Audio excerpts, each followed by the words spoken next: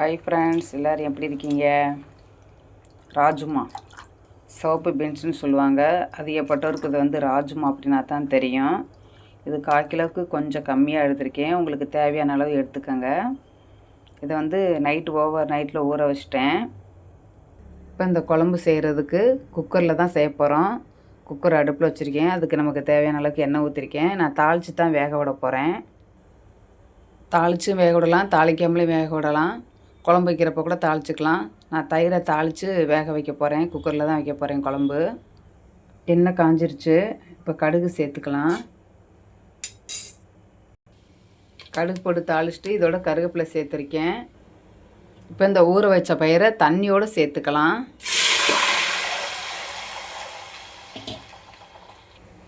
தண்ணி கொஞ்சம் பத்தலைங்க, தண்ணியை சேர்த்துக்கலாம். அந்த பயிர் ஊற வச்ச தண்ணியை கீழே ஊற்ற வேண்டாம், அதையும் சேர்த்து இந்த பயிரை வேக வச்சுருங்க. கொஞ்சம் உப்பு சேர்த்துக்கலாம். தேவையான அளவு உப்பு சேர்த்துக்கிறேன். இதை அப்படியே கொஞ்சம் கலந்து விட்டுட்டு குக்கர் மூடி போட்டு மூடி வச்சிடலாம். நமக்கு தேவையான அளவுக்கு விசில் விட்டுக்கலாங்க. இது வேக கொஞ்சம் லேட்டு தான் ஆகும். நான் ஒரு 7லேருந்து 8 விசில் விட்டுக்குவேன். உங்களுக்கு எந்த அளவுக்கு தேவையோ அந்தளவுக்கு விசில் விட்டு இறக்கிக்கங்க. இப்போ இந்த குழம்பு செய்கிறதுக்கு தேவையான பொருள் பார்த்துடலாம். வெங்காயம் 1/4 கிலோவில் கொஞ்சம் கம்மியாக எடுத்திருக்கேன். நமக்கு தேவையான அளவு எடுத்தால் போதும். நான் பயிர் எந்தளவுக்கு எடுத்திருக்கேன், எனக்கு எந்தளவுக்கு குழம்பு வேணுன்ற கலவை நான் எடுத்திருக்கேன். என்னோடய அளவை சொல்லிடுறேன், அதை பார்த்து நீங்கள் சேர்த்துக்கங்க. 1/4 கிலோவுக்கு கொஞ்சம் கம்மியாக வெங்காயம் எடுத்திருக்கேன். 2 மீடியம் சைஸ் தக்காளி, ஒன்று பெருசாக இருக்குது, ஒன்று மீடியம் சைஸ் இருக்குது. 2 தக்காளி எடுத்திருக்கேன். ஒரு சின்ன துண்டு இஞ்சி எடுத்திருக்கேன். ஒரு 10லேருந்து ஒரு 20 வரைக்கும் வெள்ளைப்பூடி எடுத்திருக்கேங்க. 4 கிராம்பு. பட்டை பாருங்கள் சின்ன சைஸாக தான் இருக்குது. 2 3 எடுத்திருக்கேன். இல்லைங்க, இவ்வளோதாங்க பட்டை இவ்வளோ தான் எடுத்திருக்கேன். சோம்பு சும்மா ஒரு 1/4 ஸ்பூன் போட்டால் போதும். தேங்காய் இதை நம்ம வெட்டணும் அப்படின்னோம்னா ஒரு கைப்பிடி அளவு வரும். அவ்வளோதாங்க நான் பொருள் எடுத்திருக்கேன். இப்போ இந்த வெங்காயம் தக்காளியை நம்ம பச்சையாக அரைக்க மாட்டோம், வதக்கித்தான் அரைக்க போகிறோம். வதக்கிக்கலாம்.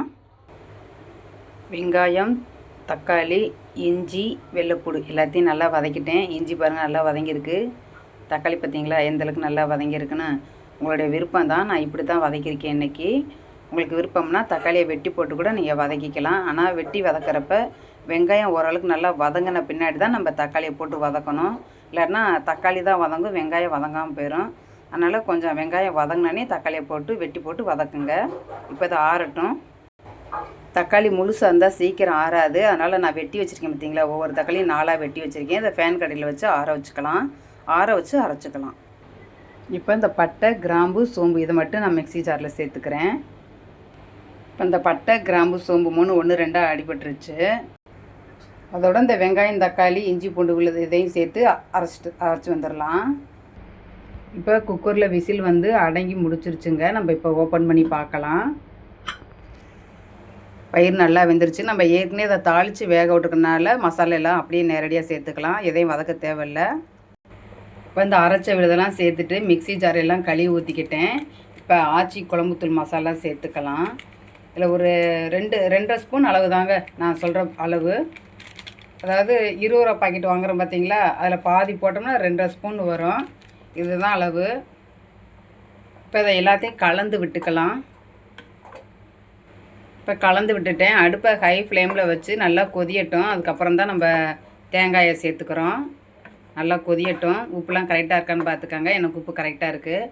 உங்களுக்கு உப்பு அளவு எதுவும் தேவை, காரம் எதுவும் தேவை அப்படின்னா அதில் பார்த்துக்கோங்க. இந்த ஸ்டேஜில் பார்த்து சேர்த்துக்கோங்க. இந்த ஓரக்கலையெல்லாம் பார்த்தீங்களா கொதிஞ்சு எண்ணெய் பிரிஞ்சு வந்திருக்கு. இப்போ இந்த ஸ்டேஜில் நம்ம தேங்காய் பால் சேர்த்துக்கலாம். நான் தேங்காய் அளவு கட்டினேன் பார்த்தீங்களா, அதில் முதல் பால் சேர்த்துருக்கேன். சேர்த்துட்டு அப்படியே விடக்கூடாதுங்க, கொஞ்சம் கிண்டி விட்டுறணும்.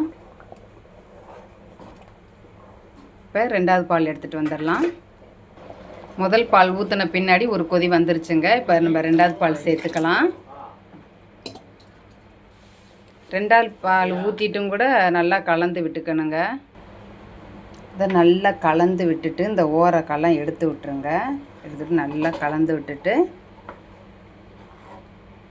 அவ்வளோதாங்க. இன்னும் ஒரு கொதி வந்துச்சுன்னா குழம்பு ரெடி. அவ்வளோதான், செம்ம டேஸ்ட்டில் இருக்கும். இதை அப்படியே மல்லித்தூள், மிளகாத்தூள், மஞ்சத்தூள் சேர்த்து கொஞ்சம் புளி சேர்த்து புளி குழம்பு மாதிரியும் வைக்கலாம். நம்ம பட்டை, கிராம்பு, சோம்பு சேர்த்தனால மட்டன் குழம்பு ஸ்டைலில் இருக்கும். இது உங்கள் விருப்பம்தான். இந்த சிவப்பு பீன்ஸை வந்து ராஜ்மான்னு சொல்லுவாங்க. ஏன்னா அதில் புரோட்டீன் அதிகமாக இருக்கிறனால எல்லா பயிறுகளிலையும் இது வந்து சிறப்பான பயிர். புரோட்டீன் அதிகம் இருக்கிறனால இதை ராஜ்மான்னு அதிக பேர் சொல்லுவாங்க. சிவப்பு பீன்ஸ் அப்படின்னா கண்டிப்பாக ஒரு சிலருக்கு தெரியாது. ராஜ்மா அப்படின்னா தான் தெரியும். ஏன்னா இதன் சிறப்பு அந்தளவுக்கு இருக்குங்க. நீங்கள் எதுலனாலும் சர்ச் பண்ணி பாருங்கள். அவ்வளோதாங்க. கொதி வரட்டும், சாப்பிட்றலாம்.